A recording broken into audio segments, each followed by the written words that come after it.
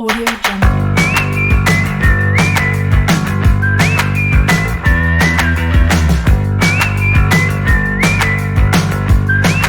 Audio Jungle.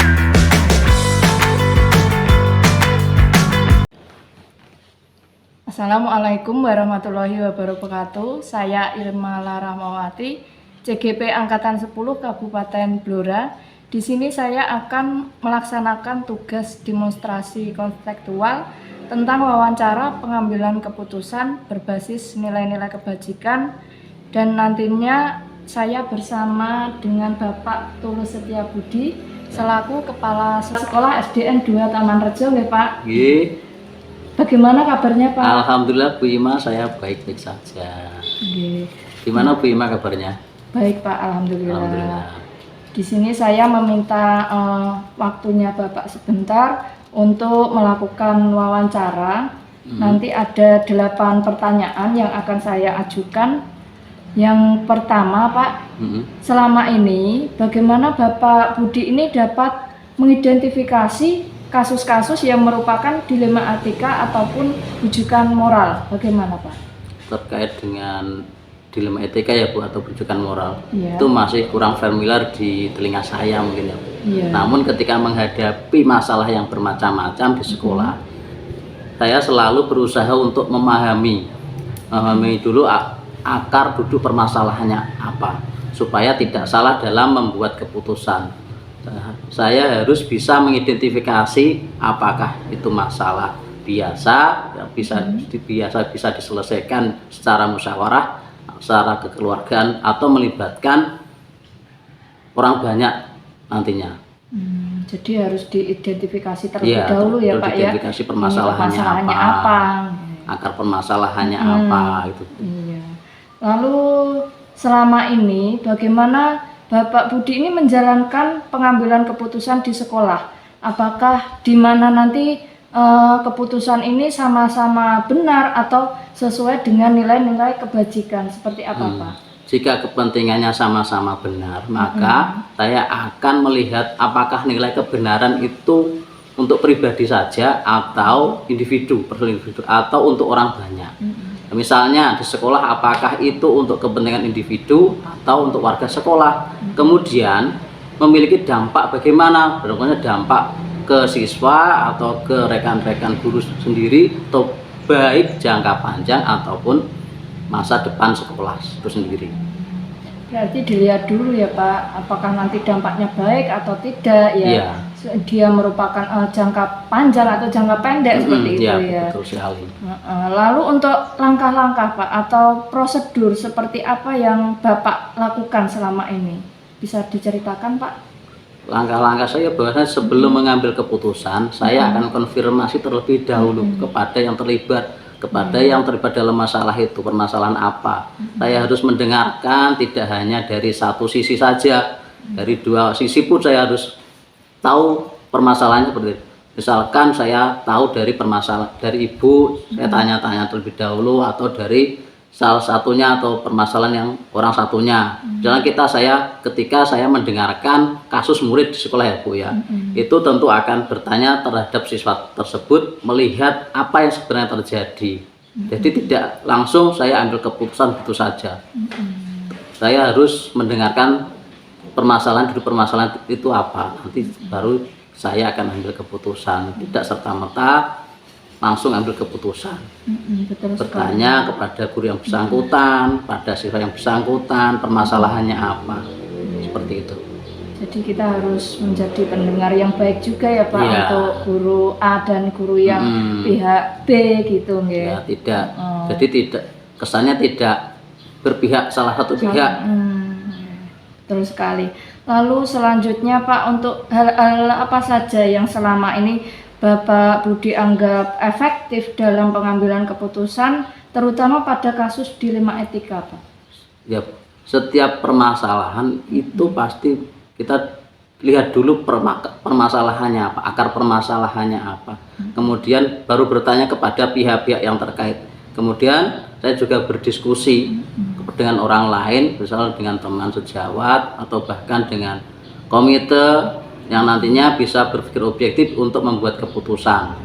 Mungkin seperti itu. Jadi harus melaksanakan diskusi Iya. dengan baik ya Pak, tidak hanya dengan guru yang bersangkutan saja. Atau Jadi bahkan kita berkolaborasi kalau perlu ya kerjasama dengan siswa juga Bu.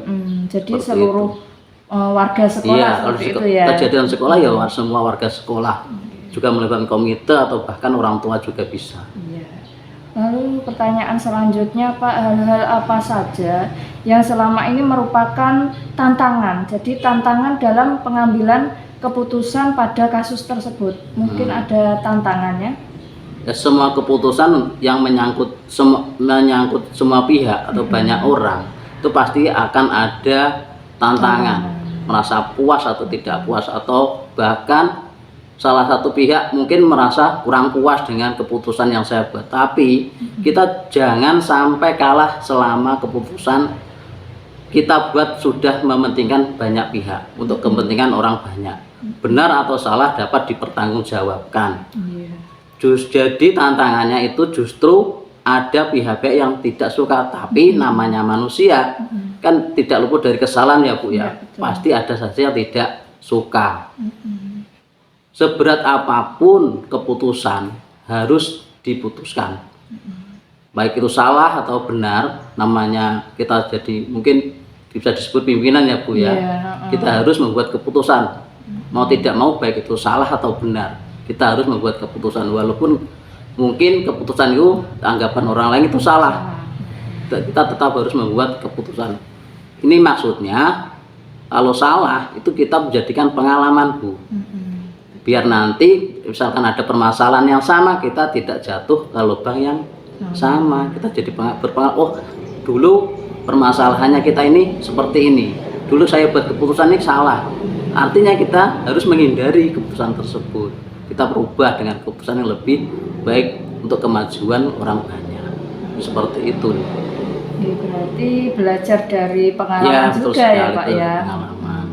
Karena permasalahan itu pasti datangnya ya sama seperti permasalahan yang tahun-tahun dulu seperti itu nggih. Mungkin ada Bapak Budi pernah mengambil keputusan dari sebuah kasus, misalkan pernah atau tidak Pak di sekolah Bapak? Oh iya, itu ada segini ceritanya Bu, kasusnya seperti ini.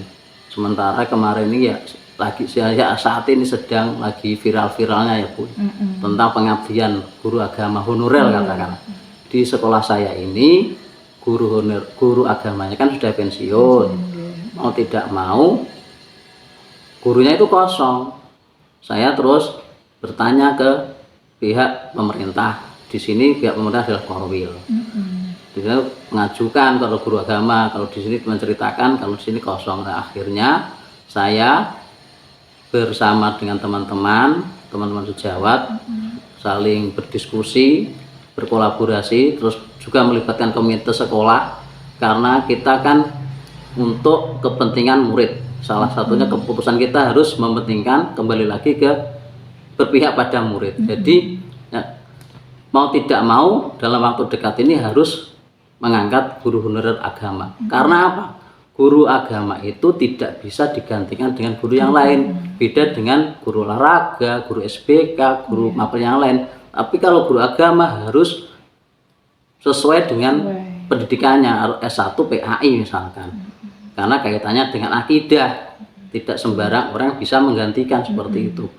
Dan akhirnya setelah kami berdiskusi dan komite menyetujui, akhirnya dibuatkan SK. Maksudnya di sini bukan SK tapi surat keterangan Bu, surat keterangan yang mengetahui komite tadi, bukan surat keputusan, hanya surat keterangan. Mungkin seperti itu kasusnya yang terjadi di sekolah saya. Itu karena kan sini kan saat ini kan lagi viral-viralnya ya Bu. Sementara pemerintah melarang untuk mengambil honorer, sementara kita membutuhkan, karena kalau dibiarkan berlarut-larut takutnya anak didik kami itu lari Bu, pindah dari sekolah kita.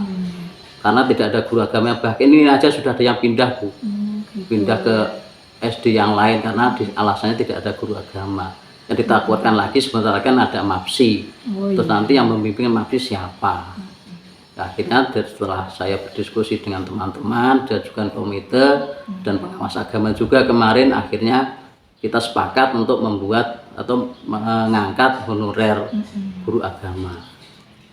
Jadi dari permasalahan kasus mengangkat guru honorer seperti tadi ya Pak, Ya, pengambilan keputusannya memang harus langsung ya Pak, Iya, langsung segera, karena- menyelesaikan di tempat juga ya Pak ya.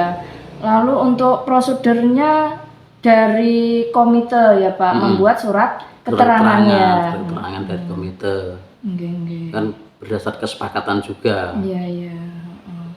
Lalu selanjutnya Pak, adakah seseorang atau faktor-faktor apa Pak yang selama ini mempermudah atau membantu Bapak Budi dalam pengambilan keputusan? Mungkin ada yang membantu? Ya tentunya saya dalam mengambil keputusan tidak berani sendiri Bu, Iya, karena juga kita harus di sini kan namanya organisasi. Kalau kita di sekolah gitu, berarti artinya kita juga melibatkan seluruh warga sekolah. Biasanya saya akan berdiskusi dengan pengawas sebagai atasan saya atau kepala korwil sebagai atasan saya gitu. Selain itu juga saya akan berdiskusi dengan teman sejawat selaku teman kerja di sekolah atau juga dengan komite sekolah. Juga sering berdiskusi dengan rekan-rekan juga tadi, dengan teman sejawat tadi. Bahkan kalau diperlukan yaitu tadi seperti yang saya bilang di awal, dengan murid juga kan kita semua harus bekerja sama, berkolaborasi demi kebaikan bersama. Jadi keputusan yang saya ambil nanti bukan sekedar semata-mata dari diri saya sendiri, artinya sudah melibatkan semua pihak. Mungkin seperti itu untuk kebaikan semuanya, kebaikan orang banyak, terutama untuk kebaikan kemajuan peserta didik di sekolah saya. Jadi membuka diri untuk Kolaborasi. menerima Ya, pendapat, pendapat berkolaborasi orang lain. ya. Lalu yang terakhir Pak, dari semua hal yang telah disampaikan tadi oleh Bapak Budi, pembelajaran apa yang Bapak dapat petik dari pengalaman tadi Pak mengambil keputusan yang terutama kasus dilema etika? Oh iya, dalam mengambil keputusan kalau saya itu tidak usah terburu-buru. Kalau misalkan masih ada waktu ya kita apa namanya ya Bu ya, kita gunakan waktu itu sebaik-baik mungkin. Harus hati-hati, harus dengan pikiran yang tenang, tidak boleh dalam keadaan tekanan dari pihak manapun. Kemudian baru kita bisa mengambil keputusan. Kita juga harus berkolaborasi, kalau perlu berkolaborasi kerjasama dengan pihak lain, dengan orang lain harus kita lakukan terlebih dahulu. Karena untuk mengatasi permasalahan kita tidak bisa sendiri, apalagi permasalahan itu yang menyangkut kepentingan orang banyak, bukan kepentingan saya sendiri. Jadi kita harus hati-hati, tenangkan pikiran, jangan sampai ada tekanan dari pihak manapun, karena ini nanti keputusan jangan sampai merugikan orang lain. Kalau bisa jangan sampai merugikan. Ya harus bisa, bukan kalau bisa, harus bisa menjaga hubungan. Jadi setelah kita ambil keputusan, baik itu nanti apapun yang terjadi, kita harus bisa mempertanggungjawabkan keputusan itu. Jadi berusaha menjadi pemimpin yang baik ya Pak. Iya. Jadi bisa mendengar dari pendapat orang lain, tidak asal langsung memutuskan. Tidak boleh gitu. seperti itu, harus dengan hati-hati sekali, harus pikiran tenang, tidak ada tekanan. Mungkin saya kira cukup Pak wawancara hari ini. Terima kasih atas kesempatannya sudah meluangkan waktu untuk melakukan wawancara ini. Mohon maaf jika ada tutur kata yang kurang berkenan di hati Bapak. Mungkin saya cukupkan. Terima kasih. Ya, terima kasih sama-sama. Dan kalau misalkan ada sesuatu ya silahkan datang ke sekolah. Saya terbuka untuk siapa saja. Kalau kaitannya dengan kemajuan sekolah Bu ya. Sekali lagi saya ucapkan terima kasih. Mohon maaf jika ada kesalahan dari tutur kata saya. Assalamualaikum warahmatullahi wabarakatuh. Waalaikumsalam warahmatullahi wabarakatuh. Saya Imala Rahmawati, CGP Angkatan 10 Kabupaten Blora. Di sini saya akan mengerjakan tugas demonstrasi kontekstual modul 3.1 tentang pengambilan keputusan berbasis nilai-nilai kebajikan dalam kepemimpinan. Di sini saya bersama Ibu Sumarningsih selaku Kepala Sekolah SDN 3 Tutup. Apa kabar Bu Ningsih? Alhamdulillah sehat Mbak Ima. Terima kasih sudah berkesempatan untuk melakukan kegiatan wawancara ini. Nanti saya akan mengajukan 8 pertanyaan. Untuk yang pertama, selama ini bagaimana Ibu Ningsih dapat mengidentifikasi kasus yang itu merupakan dilema etika ataupun bujukan moral? Ya, nanti saya akan mengidentifikasi apakah di dalamnya ada yang benar, apakah ada yang salah, atau mungkin malah semua salah seperti itu. Jadi harus diidentifikasi terlebih dahulu ya Bu dari permasalahan tersebut ya. Lalu selanjutnya Bu, bagaimana Ibu Ningsih ini dapat menjalankan pengambilan keputusan di sekolah Ibu?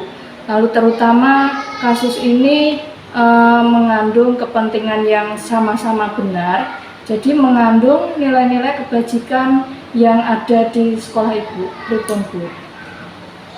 Ya, saya akan mempertimbangkan mana yang memiliki masalah lebih banyak, bukan karena siapa yang berkepentingan di dalamnya, tetapi yang memiliki maslahat lebih banyak akan diutamakan seperti itu.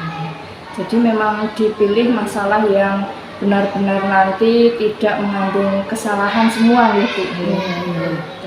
Lalu untuk langkah-langkah Bu atau prosedur yang seperti apa yang biasa Ibu Ningsih lakukan? Terima kasih. Saya akan mengumpulkan informasi yang lebih mendalam terlebih dahulu sebisa mungkin saya, dan tidak termakan informasi yang sifatnya parsial. Karena kalau saya melakukan itu, nanti keputusan yang saya ambil kemungkinan besarnya akan tidak tepat begitu. Jadi dilihat dulu permasalahannya itu ya. Nanti misalkan dia mengandung parsial ataupun sesuatu yang tidak bisa diambil keputusan, nanti akan malah tidak adil seperti itu ya Bu. Seperti itu. Lanjut untuk pertanyaan selanjutnya, mungkin hal apa saja Bu yang selama ini Ibu Ningsih anggap efektif dalam pengambilan keputusan pada kasus-kasus yang termasuk dilema etika tadi Bu? Ya, mengumpulkan informasi sebanyak mungkin. Kemudian kita tidak bisa langsung mengambil keputusan. Jadi saya memilih kondisi yang tepat bagaimana kita nanti mengambil keputusan dalam keadaan yang tenang. Jadi tidak bisa waktu singkat diputuskan ini salah gitu ya Bu. Betul. Untuk selanjutnya, hal-hal apa saja Bu yang selama ini merupakan tantangan dalam arti pengambilan kasus atau keputusan tersebut, apakah ada tantangannya Bu? Ya, namanya mengambil keputusan itu mestinya ada perasaan kurang enak antara yang satu dengan yang lainnya. Perasaan kita ini terutama jika ada yang terkait dengan personil-personil yang ada di sekolah kita, dan mungkin personil guru ini kepentingannya lebih luas lagi.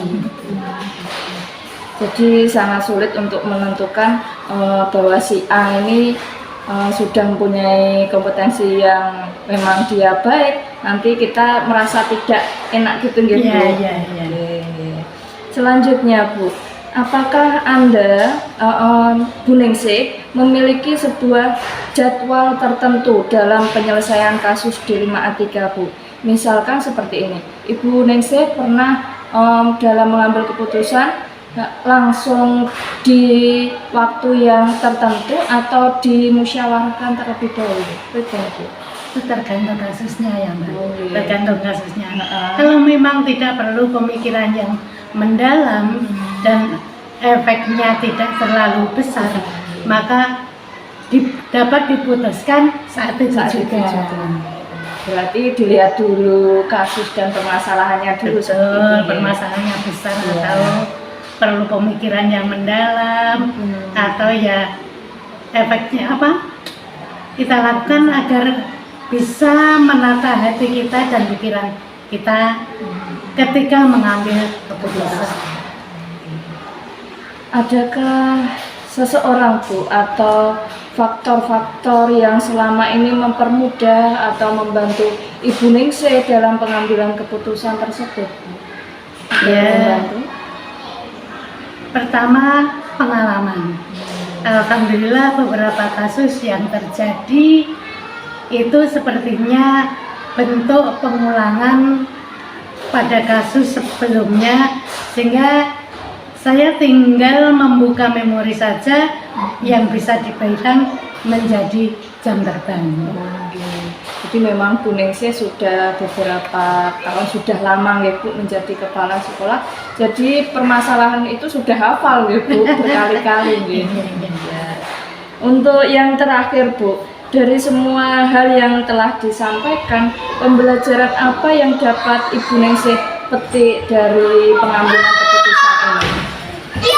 Yang pertama, kita tidak akan bisa memuaskan semua pihak. Itu yang saya pahami. Mau sebijak apapun, kita memutuskan tetap saja ada pihak yang merasa kurang puas dan mungkin ada perasaan yang lain dari beberapa personil. Kemudian yang kedua, sebagai pimpinan kita harus berani memutuskan demi kebaikan bersama. Dan yang ketiga, seiring dengan banyaknya kasus yang harus diselesaikan, membuat saya memiliki lebih banyak sudut pandang. Jadi ketika ada masalah, saya juga melihat semua itu dari sudut pandang dari personel-personel yang lain. Berarti kita harus bijaksana dalam mengambil keputusan itu gitu. Saya kira cukup Bu yang dapat saya tanyakan dan kegiatan wawancara ini. Terima kasih atas kesempatannya dalam melakukan kegiatan ini. Mohon maaf jika ada tutur kata saya yang kurang berkenan. Sama-sama Bu Ma, saya selaku yang dituakan di SDN 3 Tutup, apabila ada kekurangan juga mohon dimaafkan juga. Terima kasih ya Bu. Ye.